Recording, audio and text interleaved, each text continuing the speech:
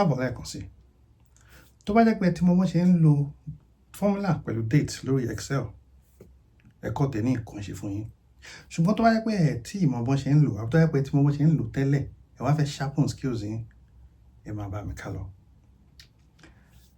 Tá a bá wo orí screen wa báyìí, a máa rí pé a ní data mi báyìí, a ní task ID nínú column, a ní task name nínú column, a ní assigned to nínú column, start date àti the end date nínú column. A ní data fún àwọn gbogbo nǹkan tá a dárúkọ yẹn. Ṣùgbọ́n àwọn tá a ní data fún is durations, days left àti status. Ká ní pé irú bíi task 1, project planning yìí, àti ní start date àti ní end date. Ṣùgbọ́n a fẹ́ calculate how many days ní project yìí máa take. Torí pé ó jẹ́ date, ó máa ń le díẹ̀ láti máa calculate. Ṣé a fẹ́ máa minus 31st of December minus kìíní, ó le díẹ̀ láti ṣe. Ṣùgbọ́n torí pé a máa kọ́kọ́ format àwọn column yìí, a máa ti format ẹ̀ sí date data type. A máa wá sí ibà. Tó bá yẹ pé à ń lo Excel tí wọ́n ṣe ní 2021 títí di 2024, a máa lo formula kan tó ń pè ní date diff. Ṣùgbọ́n lọ́wọ́ báyìí kò ń ṣe new Excel ni mo ní, so a lè lo formula yìí. The only formula that I learned by is end date equals end date minus start date. So cell E2 minus cell D2. Ó máa fún wa ní duration oye tí duration project yìí. Tá bá replicate formula, ó máa fún wa ní duration fún gbogbo ẹ̀ náà. Bí wọ́n ṣe calculate the durations of days nìyẹn nínú Excel. Àti rí project yìí báyìí ìgbà tó bẹ̀rẹ̀, àmọ́ ìgbà tó máa parí. Ṣùgbọ́n a fẹ́ mọ how many days ló kù kí project yìí máa fi parí.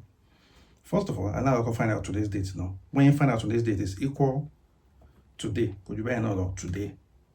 Open bracket, close bracket. What do I find any date in? So in is 1st of December 2024. Okay? So my CB. I'm go equals end date, which is E2, minus today. I'm going to open bracket at the close bracket at my enter. So 9 days local. That's the Jackie project here, Barry. Okay? Eléyìí sì báyìí tí ó ti parí lánàá. Òun ló ṣe kọ -1. Eléyìí náà ti parí lánàá. Eléyìí ti parí 42 days ago. Okay? So bá ṣe ń wá days left nínú data wa nìyẹn. Ká wá ní status. A fẹ́ mọ̀ bóyá iṣẹ́ yìí ti parí àbí a ṣe ń ṣe lọ́wọ́. Irú eléyìí báyìí sì ó kù 9 days left. Wàá fẹ́ kọ status ẹ̀ síbẹ̀. Irú eléyìí báyìí sì ó yẹ kó máa jẹ́ nǹkan bóyá bí pending. Yeah? Irú tó kọ -1 yìí ó yẹ kó tó wà níbi completed bẹ́ẹ̀ yẹn.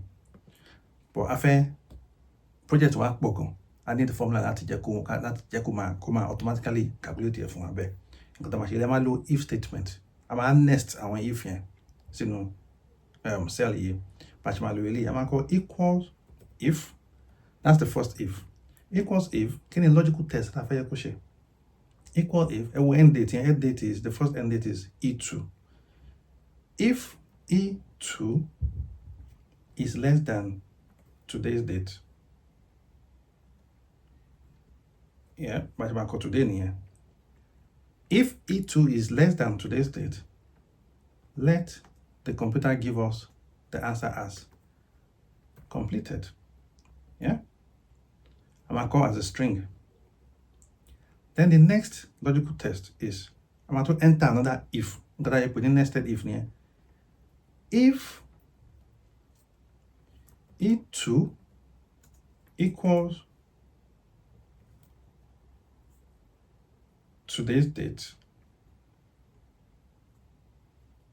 ẹ jẹ́ ká pè yẹn ní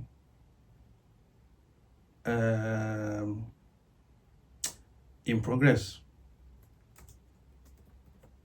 Ó mì pé èyí ló máa parí o, ṣùgbọ́n is in progress. Our next logical test is gbogbo nǹkan if méjèèjì tá lò yẹn tó bá pé ọ̀kan nu wọn true nǹkan kí la fẹ́ kí answer yẹn jẹ́. Tá bá yẹ kọ́kọ́ bá ṣe kọ́kọ́ máa yẹn a máa fi síbẹ̀. Nǹkan tá fẹ́ kí answer jẹ́ is pending. Okay? So if E2 is less than today, kí yẹn wà ní completed. If A2 is today, is equal to today, kí yẹn wà ní in progress. Anything else outside of those two if statements, ká pè ní pending. I'm going to close bracket. Now, I'm going to bracket here. If statement méjìlá níbẹ̀, so mi pé I'm going to close bracket yẹn lẹ́ẹ̀mejì nìyẹn. Okay? I'm going to enter. So yeah, we'll see. Okay, 9 days left. Pending lower. I can replicate the formula. It really is -1. I'm going to complete yesterday. Lano. Completed. 42 days ago. Completed. 24 days to go. Pending. In progress, it's completely in progress ni wa. Okay? Passing fee formula wa status project wa ni orí Excel nìyẹn. Now, àwọn oríṣiríṣi formula mi wà tá tún lè lò. Ṣùgbọ́n tó bá yẹ pé Excel wa jẹ́ Excel tó jẹ́ the very recent one, the most recent one, la lè lo àwọn formula Excel tí mo lò yìí, old Excel ni.